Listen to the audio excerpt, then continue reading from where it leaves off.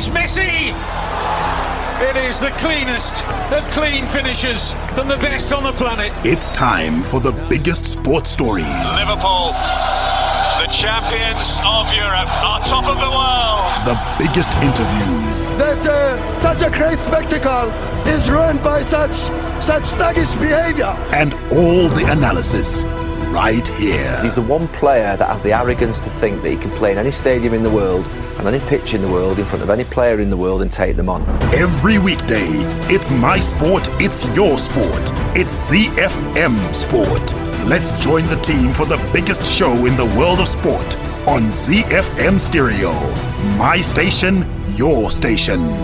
Wacky Wednesday, Zimbabwe, good evening and welcome to it. Usually we might go wacky, but today we're just settling on the serious business of sport because there's plenty to get through and the team is here to do exactly that, to provide the insightful analysis, takes and discussions that will leave you better and more informed about the world of sport, local and international. That team is Barry Manandi, Chris Mizi, Alois Munjira, our football pundit, Sean Tafirinika is our producer, and my name is Mike Madoda. On the home front, Zimbabwe cricket is back in action in the United Arab Emirates. Day one today, of course, and Zimbabwe have their backs against the wall as Afghanistan's captain, Asghar Afghan, became his country's second test centurion after Ramat Shah, and he played an entertaining innings to cap a very commanding open day for Afghanistan in the second test against the Chevrons. The Chevrons will have to fight their way back from this position they find themselves in. We'll take a look at what unfolded on day one in that second test match. We'll also have some international sports news straight out of the US, and it's the NBA, which is gearing up for the second half of the season after the All-Star break. And pundits say that the Brooklyn Nets are now co-favorites with the defending champions, the Lakers, to take home the NBA championship following the signing of Blake Griffin.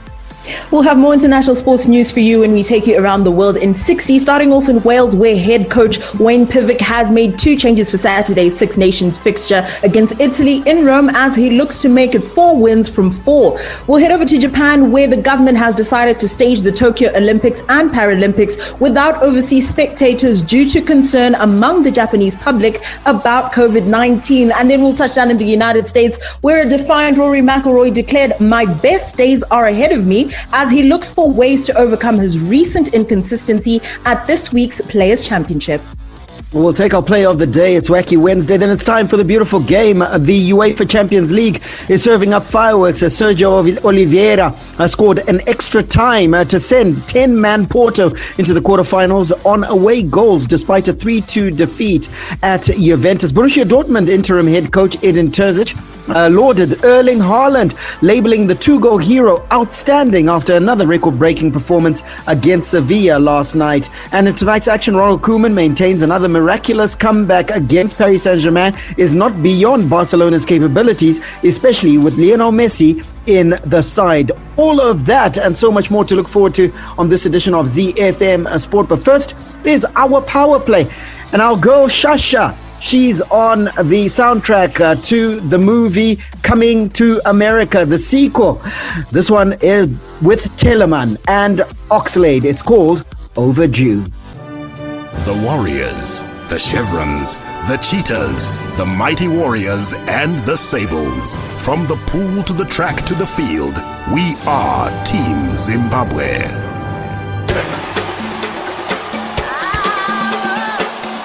The Home Front. Local sports news and analysis.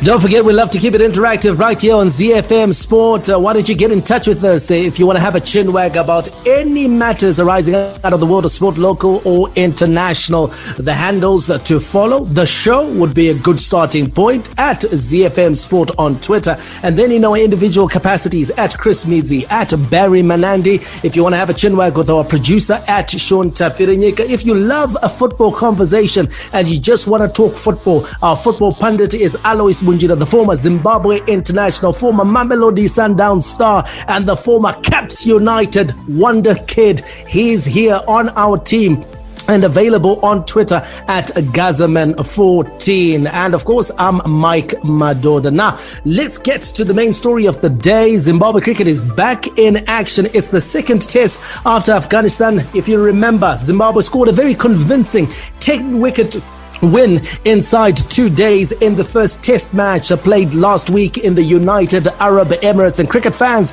are hoping perhaps for a similar performance and at the very least a win for our boys. But it hasn't gone according to plan on day one because Afghanistan's captain Askar Afghan has led from the front, becoming his country's second test centurion after Ramat Shah. He played an absolutely entertaining innings to cap a commanding opening day for his team in the second test versus Zimbabwe. Afghan shared a record 186-run fourth wicket partnership with Hashmatullah Shahidi, who is 14 away from recording Afghanistan's third 100, and built on the foundation laid by young opener Ibrahim Zadran, who I thought was absolutely fantastic. The tale of the tape?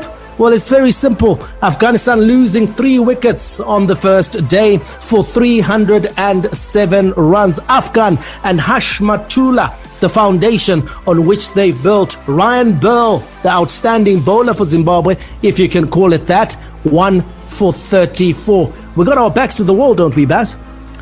Big time, and it's as a direct result that I think we went into it thinking that the track is going to be the same, that we're going to get the same sort of purchase. We didn't, and I think Afghanistan did their homework. They've really come out and made sure that they set a commanding score and take control of this test match. You look at them getting over 300 runs on the first day. I think that's a statement of intent. Also, they still got seven wickets in the shed. Anytime that you concede nearly 200 runs for the fourth wicket, that's going to put you into some serious problems. And also, you look at the fact that this wicket, albeit that it was placid today, is likely to show signs of wear and tear as we go into day 3, day 4. That's going to be trouble for Zimbabwe because remember, there's leg spinner who we spoke about yesterday, Rashid Khan. Yeah, well, they removed that green tinged top that we saw in the first test match, Chris, and they've gone for a quintessentially subcontinent track. It's very flat, and like Barry said, it's going to disintegrate. Zimbabwe will have to bat on this in the fourth innings, which means that we're going to bat on this last. And that makes Rashid Khan a very dangerous prospect. And if Afghanistan put on a score, let's say of 500, 550 in this test match, Zimbabwe is going to be way behind the 8 ball from the very start. Yeah, Zimbabwe is going to be way behind the 8 ball from the very start. I think just taking a look at, first of all, our performance today, taking a look at Afghanistan, the way they came into the second test, it's going to be tough for Zimbabwe. And in the last test, our batting was not nearly where it needed to be. Here, we're going to have more of a challenge, like you mentioned, Rashid Khan as well, presenting more of a challenge for our batsmen. So it's going to be a tough one. I'm not sure what the batting coach has managed to correct, what they've managed to do, what the top order is going to be able to do, but they need to set a solid foundation. But this is going to be challenging. 307 on day one, definitely tricky going into the rest of the test. Barry, I know you pointed out that it's a flat deck. It's offering very little assistance for seam bowlers. But were you disappointed with the fact that we weren't able to sort of like build up any pressure, or at least, you know, slow down the Afghans from scoring? Because they scored relatively freely. I mean, at more than 3 runs and over. We didn't create sufficient pressure where perhaps we could have forced or induced a faulty stroke or asked them to take more risks in terms of their scoring. Yeah, and I thought that we'd our seam bowlers and our strike bowlers, Blessing Zarabani, Victor Nyauchi, didn't have enough variation in trying to get the batsmen thinking. So you're so right that we didn't apply any pressure. We didn't get them to think about counter-attacking because we now had the initiative. So we didn't seize it in any way whatsoever. Yes, placid track, but in truth, as an international bowler, you're supposed to create your own luck. You're supposed to generate your own movement and make sure that you do that. And we saw in patches Victor Nyauchi begin to get that, but Blessing Zarabani was decidedly disappointing. We talked about the lack of a specialist spinner yesterday, Chris, when we were previewing this test match. And yes, I know I was guilty of perhaps backing the team in terms of the likes of Sean Williams and Sikandar Raza. Being guys who are able to offer something in the field as spin bowlers. But here you're just taking a look at that deck and you're thinking, you know what, we needed someone who could try and extract something from that, not just a part-timer. Ryan Burr is a part-timer. Yes, he's picked up a wicket, very good delivery to actually dismiss a set batsman. But perhaps we could have done with a specialist spinner who could have been able to at least hold up the scoring on one end and create that pressure that Barry was talking about. Yeah, if we had that specialist spinner, I think the team would have done a lot better. We would have possibly not have gotten as much damage as 307. I think a specialist spinner like Shingirai Masakadza would definitely have made an impact for the chevrons. It's a pity we don't have that, and I'm not sure how they're going to be able to correct this and be able to reduce the impact that Afghanistan is bringing on as they did today. Barry, there's going to be pressure now on our batsmen, even now as they're out in the field, and they'll be out in the field tomorrow. Surely they'll be thinking about the fact that, you know what, it's going to be on them, this one. They're going to have to perform big time in order not to win, but to save the test, because Zimbabwe is already on the back foot in this one. And you've got players like Wesley Madevere who failed in the first test on debut. This is even more pressure on top of the young man's shoulders to make sure that he performs with the bat, because we need to be at least in touching distance, or even hopefully by some miracle get a lead in the first innings. Absolutely. And in truth, that pressure, I don't know whether it's going to work into our hands, because we saw images coming out of Abu Dhabi where batting coach Stuart Matsikinyeri was spending a lot of time with Wesley Madevere, obviously getting into his ear and helping the young man. What he said may not be out the window already, because I don't think they would have dealt with issues of the pressure that comes with having to save the test. Which is where we already are after day one. So for me, I think the experienced ones are going to have to step up yet again. And also now it's all hands to the pump, all hands on deck to deliver at least some sort of positive result. At this stage, a draw looking like a good one. Okay, so day 2 is on tomorrow, and of course Zimbabwe will probably get to bat at some point on day 2, and we wish the lads all the best out there. But how big a miss will a specialist spinner be in this second test match? Just taking a look at the bowling figures, if you take a look at our two most economical bowlers, it's been Sean Williams, the captain, 2.65 per over, and Sikandar Raza, 2.31 and over, meaning that had we had a third spinner in there, would probably have slowed down their scoring, and that 307 could quite easily be 267 or 250 on day one, meaning that we would have been more in the game at stumps on day one. So this looks like it's going to be a more challenging test match, certainly, than the first one was. But Zimbabwe still in it, because until both sides bat on this deck, we never know how it will play out. Hi, my name is Sean Williams, Zimbabwe cricket captain. You're listening to ZiFM Sport. Give you a local sports news roundup, starting with golf, where Zimbabwe professional golfer Scott Vincent is pleased with his progress after recently making the cut at the Bandar Malaysia Open on his return to the Asian Tour. Vincent finished the tournament tied on 26th place after rounds of 70, 70 and 69 for a total 209. The Zimbabwean, who pocketed $9,000 was taking part in his second tournament on the Asian Tour, having taken part in the Aphrodite Hills Cyprus Showdown a few months ago. Let's go to motorsport news, where the local motorsport family are all smiles after they were finally given the green light by the Sports Commission to resume their activities. Last year, the sport had their entire season wiped out by the outbreak of the COVID-19. Motorsport Zimbabwe have now released their calendar for the 2021 season, which will open with a 2-day enduro eland on Friday and Saturday. The local motorsport scene is pleased. They will be welcoming back main circuit racing, motocross, enduro, karting and drag racing. We wrap it up with news out of football, where attacking midfielder Perfect Chikwende is happy with his first national team call-up for Zimbabwe's Africa Cup of Nations qualifiers against Botswana and Zambia. The Simba Sports Club striker earned his maiden Warriors call-up and has been drafted into the provisional squad, together with former teammate Last Jesse, who is now with Al Hilal. The duo is joined by the latest additions, who include Nkana defenders Takudzwa Chimwemwe, formerly of Harare City, and Kelvin Moyo, formerly of FC Platinum. Hi, this is Mike Madoda, and you can catch me and the team for all the latest breaking news out of the world of sport, local as well as international, on your favorite station, my station, your station, ZiFM. We are Z-Team on ZiFM Sport. Z.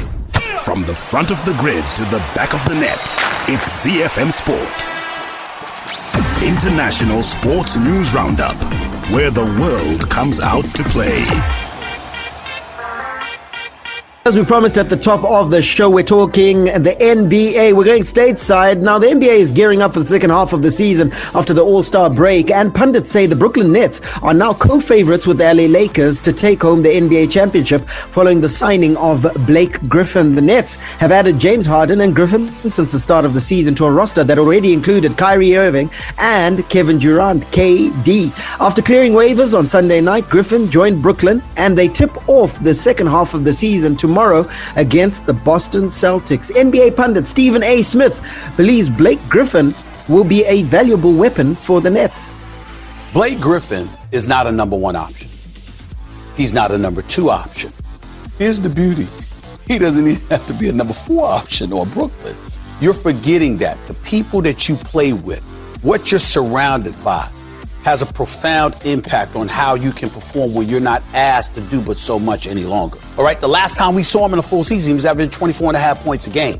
When I think about that, and I think about him, reuniting with DeAndre Jordan, and I think about James Harden and Kyrie, and then you add KD to the mix. Excuse me, you got to worry about those three. I'm sorry, Blake Griffin is no scrub. He's not somebody that you can sit up there and leave alone, and he's not somebody that you can easily guard one-on-one. And because you'll have to prioritize focusing on the other three when it really, really counts, that's from a basketball perspective. Then you've got the motivational element that we can't ignore. Then you got the fact that he's reunited with his teammate in DeAndre Jordan. All of those things coming together, and Brooklyn desperately needed another big body. Z. Mike, we reported on this signing of Blake Griffin to the Brooklyn Nets, and off air, you and Sean had a bit of a go at each other, and you were convinced that in truth send the championship to Brooklyn. Well, I think if he's able to come back fit and firing, Barry, I think I put a proviso in that the Nets have got to make sure that their all-star cast is all fit and ready for the playoffs. Remember, the NBA is all about the postseason. It doesn't matter how good you are during the regular season. It's all about making sure that you get your pieces together and that you got everyone fit and firing and ready to put in big performances come the postseason to win the various playoff matches that you're going to be involved in. And so when you take a look at the names, Barry, that you've just reeled off there, Kyrie Irving, Kevin Durant, you talk about the beard, James Harden, and then you add Blake Griffin into that mix. That is a team that I find it very hard to bet against in the postseason, simply because they've just got way too much firepower.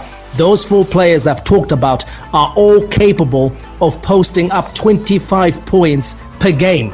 Yeah. Okay? So that firepower, I know there are people who talk about the defense, that, they're not going to be great defensively, but just the firepower that they have in that team is enough to put any other franchise on the back foot. But there's another proviso as well. We don't know how good Blake Griffin is going to be in this return. Is he the player that he was before when he was in Detroit, or even better when he was with the LA Clippers?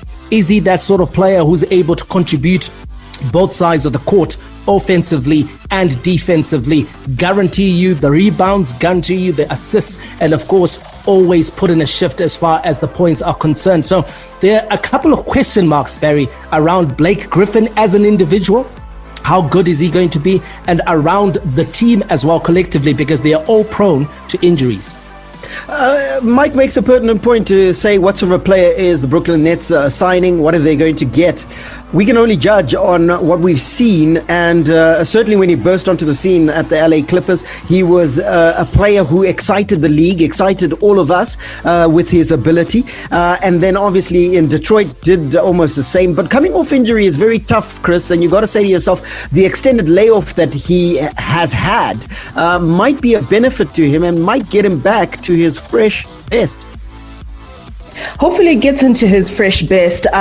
There were positive whispers about his play during off-season workouts, and there was optimism that he might be closer to full strength following that extended layoff. So it might work positively for him. We still wait to find out. And also another consideration is, how is he going to fit into this particular team? If you take a look at the setup he's going into, it's going to be interesting to see him possibly as a center running inverted pick and rolls, in which perimeter players like Kyrie Irving and Joe Harris can screen for him. So he's a pretty decent ball handler.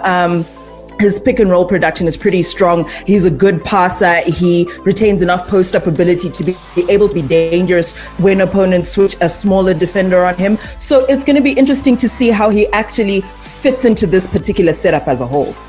You know, good players can play together. Good players, I think Golden State Warriors showed us that, because there were people who questioned where Kevin Durant is going to fit in Dub Nation when he joined the Golden State Warriors. But good players learn how to play together. We saw how Steph Curry, when KD came on board, almost gave himself a supporting actor's role, as it were, for lack of a better phrase, where he decided that, you know what, okay, KD, you be the main man, you be the go-to guy, I'll act as the facilitator. We've seen a similar thing from James Harden. The Beard has come into Brooklyn, and he's decided to do a lot of facilitating. So the Beard is not going to have many games where he's posting up 50 points, 40 points, 35 points. What he's going to be doing is going crazy on the assist stats. And we have seen big games from James Harden. I mean, the game in which the Nets beat the Lakers, I think James Harden had 19 assists in that game.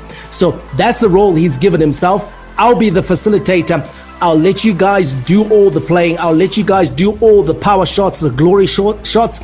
But we're going to be a team, because there are guys like James Harden and Blake Griffin who know that this is their last opportunity to get that ring on their hand. Yeah, and that's what it's about, isn't it? Because you got to think to yourself, Chris, that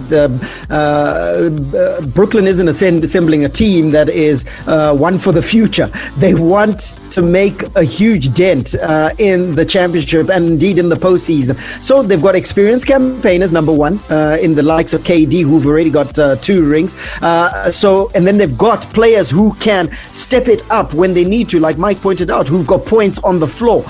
So this is all geared towards the postseason.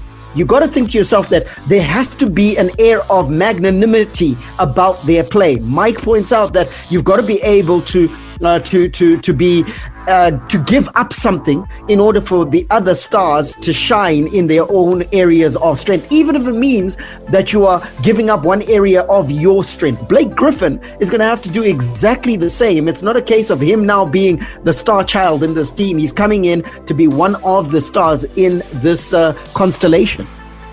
Yeah, if you take a look at the play that Brooklyn has employed since acquiring James Harden, it might not necessarily be friendly to the current version of Griffin. So what he would need to do is obviously adapt to that team. The team needs to adapt to him. And what that automatically does, like Mike pointed out, good players know how to play together and to play to each other's strengths. So I think it's more about a bit of an adjustment. It will be an adjustment period for Blake Griffin, but also I think the Brooklyn Nets coming into this need to stitch it together very quickly, because this is about the postseason. This is about getting another ring. So it's going to be interesting to see, but I don't think the Nets are going to go into this wishy-washy. This is definitely about getting that ring. About getting the championship ring, Mike, the punters, the bookmakers have the Brooklyn Nets now even with the LA Lakers on plus 280. They opened the season at plus 900 and have shed off right down to plus 280, which is equal to what they reckon of the LA Lakers. Would you agree? Absolutely. I think they're worth a flatter. And I think those odds, Barry, the current odds are just a reflection of the confidence that not just the pundits have in them, but the general basketball fraternity in the United States of America, because they want to see a strong team come out of the East. And the Nets look like they're building a strong team that can contend with LA should LA proceed to the playoff finals. So it's very interesting to find out that the Utah Jazz, which has got the best record in the NBA right now, they're plus 800. And again, it goes back to that old thing that you can be a great team during the regular season, but it doesn't mean that you've got what it takes to do the business in postseason. So people are looking at the star quality and the star power in LA and in Brooklyn to carry the day. Yeah, and in all of this, let me tell you, the pundits on ZiFM Sport have been talking with a subtle undercurrent, and in the Twitterverse, it's called subbing. They've been subbing Giannis Antetokounmpo. He might have to think about moving if he's going to get that ring, and he needs that ring on his finger at some point in his games. He's, of course, of the Milwaukee Bucks. Giving you the stats and those that are leading those stats, points per game. Bradley Beal is leading that with 32.9 points per game. Assist charts, as you heard, the beard is way out in front. He's changed this game. He's a facilitator. He's at 11.0 assists per game. And then in terms of three-pointers, it's obvious. Steph Curry leads the way. Just giving you what the conferences look like. The top four in the East are Philadelphia 76ers, followed by Brooklyn Nets. In third are the Milwaukee Bucks, and the Boston Celtics are in fourth. In the West, it's the Utah Jazz who lead the way. The Phoenix Suns are in second, the LA Lakers in third, and the LA Clippers are in fourth. The season resumes tomorrow, as we said. Your key games: Boston Celtics are at the Brooklyn Nets. Philadelphia 76ers are at the Chicago Bulls, while the LA Clippers host the Golden State Warriors. Portland Trailblazers will host the Phoenix Suns. The NBA, yeah, it's into the second half of the season. The regular season, yes, is important, but we can't wait for the postseason.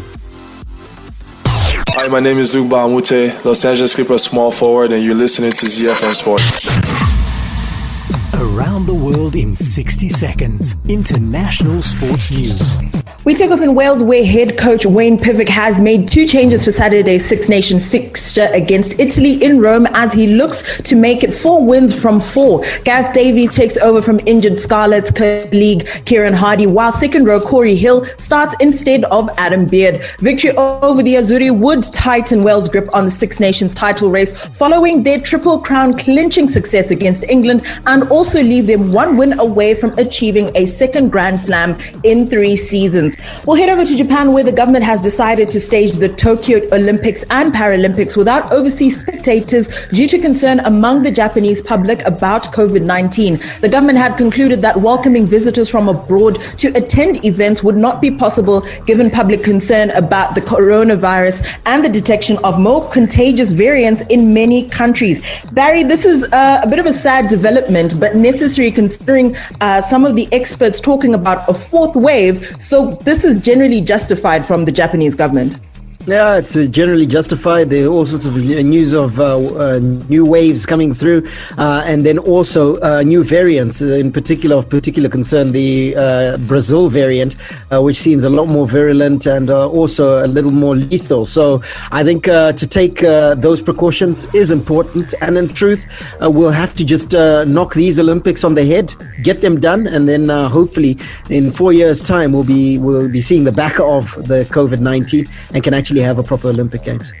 And we'll touch down in the United States, where a defiant Rory McIlroy has declared, "My best days are ahead of me," as he looks for ways to overcome his recent inconsistency at this week's Players' Championship. McIlroy gets a second crack at defending the title he won in 2019, although he's hoping for a better start, having struggled to a 72 in the first round last year. The defending champion trailed Hideki Matsuyama by 9 shots before the tournament was cancelled due to the coronavirus pandemic. The big leagues, the big teams, the big players. The beautiful game on ZiFM Sport.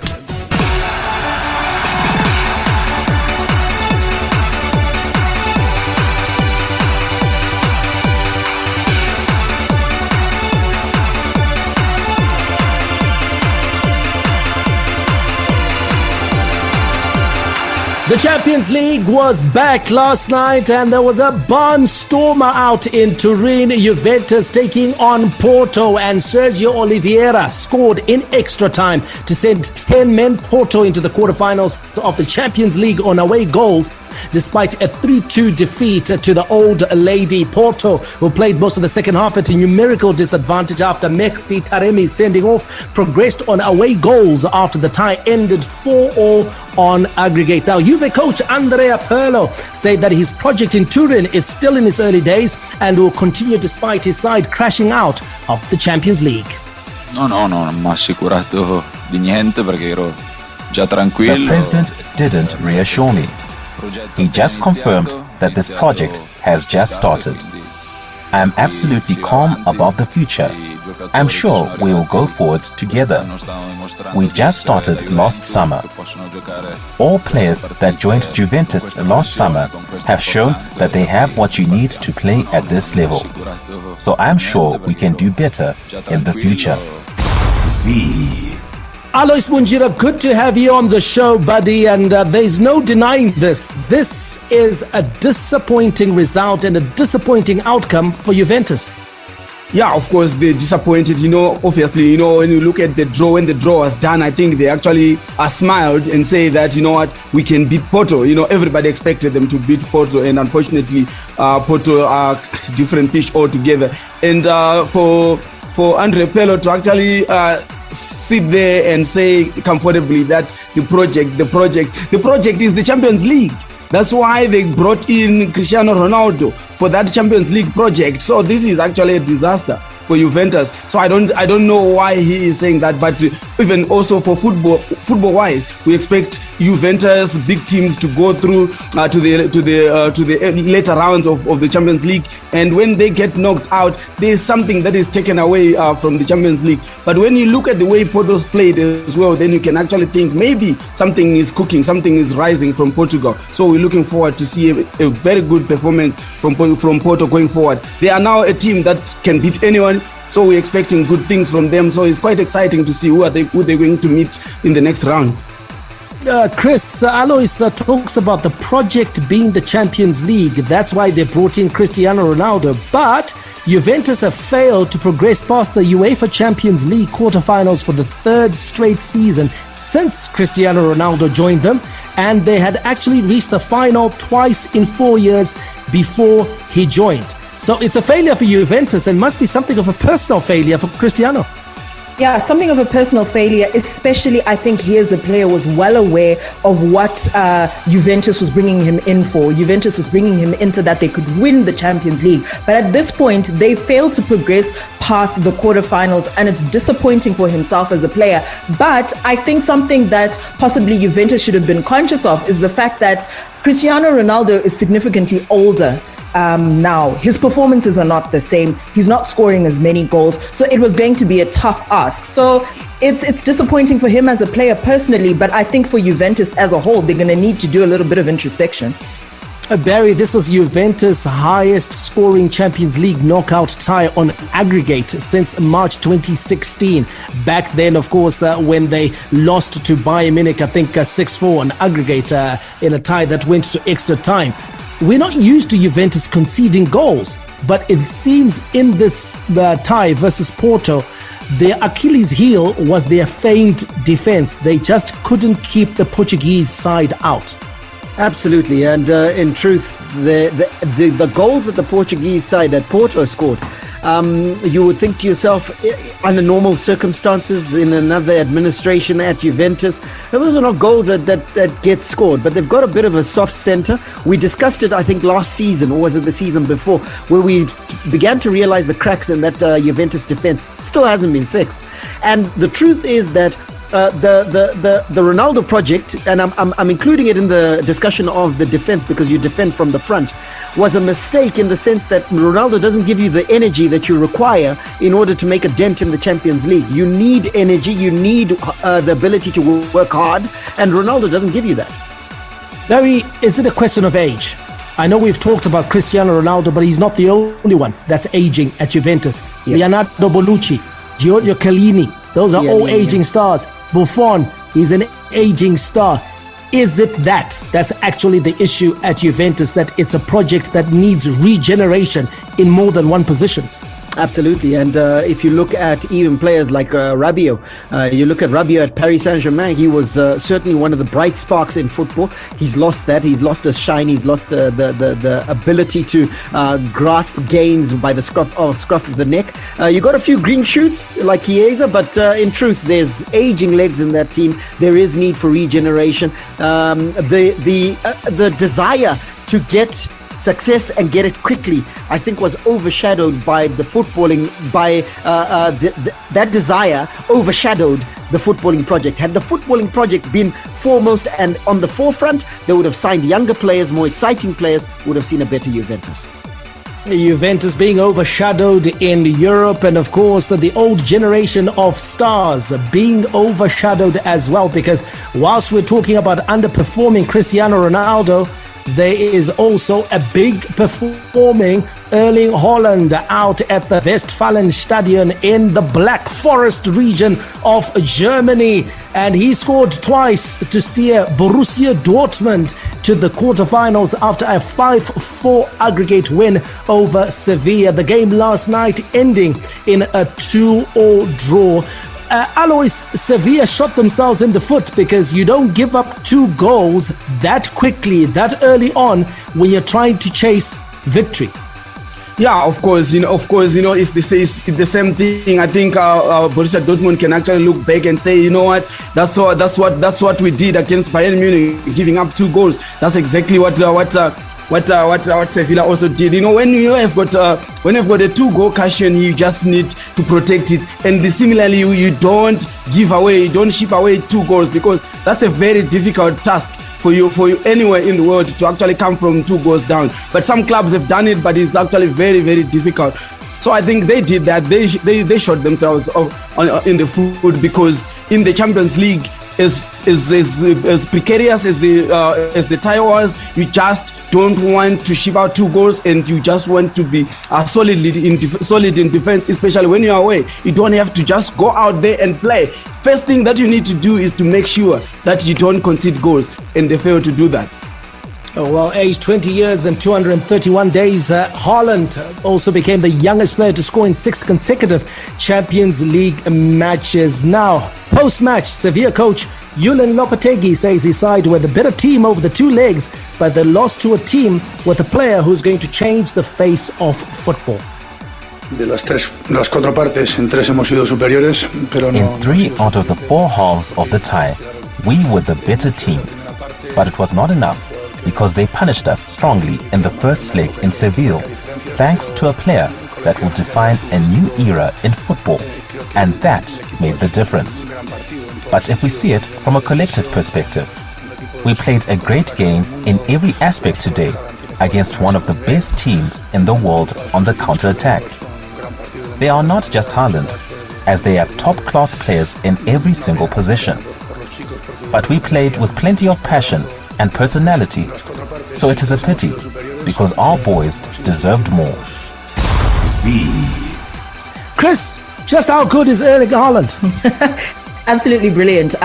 First of all, he's a joy to watch, but the speed, the strength, the accuracy, he's only 20 years old. And just for context, to reach 20 Champions League goal, it took Cristiano Ronaldo 56 games, Lionel Messi 40 games, and it's taken Erling Haaland just 14 games. He's an absolutely brilliant player, and it's interesting that Julen Lopetegui would make a comment that he's going to change the face of football, when previously, when asked about Borussia Dortmund, he said, you know what, Erling Haaland is just one man in a team. I love those stats, Barry, that Chris has thrown up, but slightly misleading as well, because Messi and Ronaldo were wingers back then, and we're not playing in the central attacking position. But that's impressive, because even if you remove the likes of Ronaldo and Messi out of the equation, and then you compare Haaland with the likes of Harry Kane, who held the record, and then you compare him to other central strikers, Haaland is still the best. He's way ahead. He's way ahead of his development. When you compare him even to the likes of Lewandowski, okay, and you look at his trajectory. This is a striker who has everything, absolutely everything. I think even if Alois were to run down the attributes of a striker, size, strength, aggression, technical ability, the tactical awareness to make the right runs at the right time, the speed. He's got absolutely everything, and we've seen him even on set-piece duty. So this is a player who's going to certainly, and I think Lopetegui's right, he's going to change the face of certainly striking and possibly football. I think set-piece duty, I think that's his weakness. I don't think he's a great penalty taker.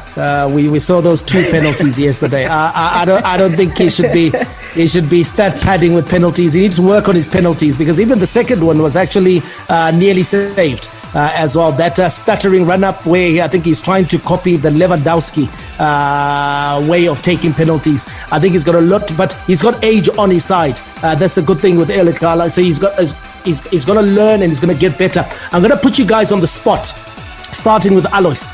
Who would you pick, Haaland or Mbappe? Right now, I'll pick Haaland. Straight up. You pick Haaland. Barry? It's the goals that we need. Is the goals you need. Mbappe will say, I'm scoring goals. Nah, the way they're coming, my brother. The way they're coming.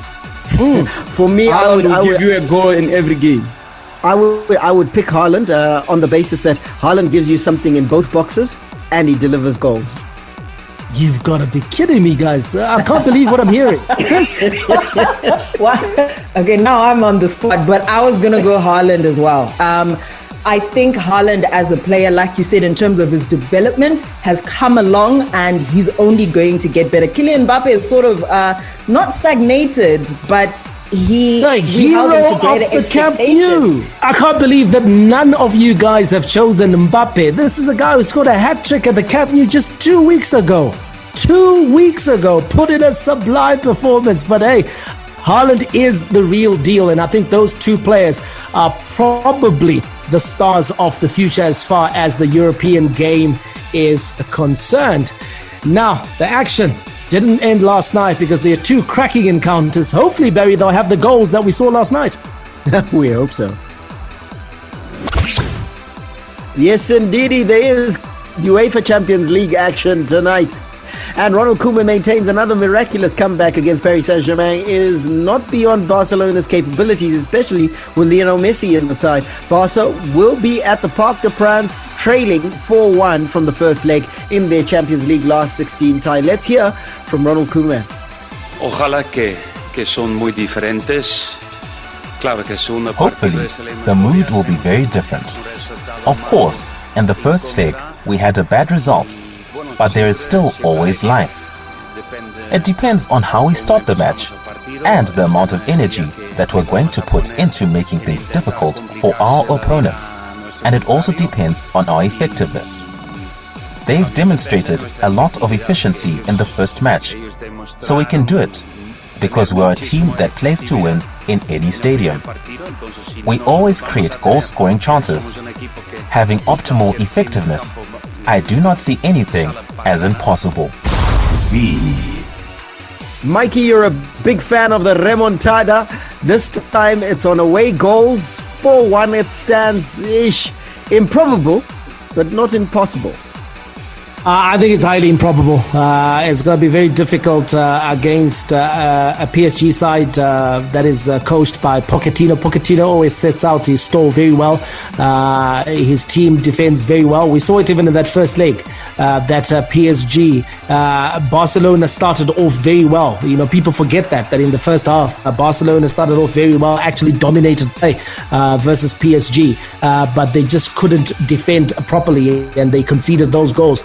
But PSG themselves, they don't give you any easy goals whatsoever. And I think if Barcelona is going to make it difficult, because I don't think they're going to complete the comeback. But if they're going to make it difficult for PSG on the night, they have to score early and they have to be clinical when the chances come their way. What we know with Messi is that Messi is going to get a lot of attention. I still don't see any player in world football that gets the sort of attention that Messi gets, which is when he gets the ball, there are a minimum of 3 players that come around him, sometimes even 4 players.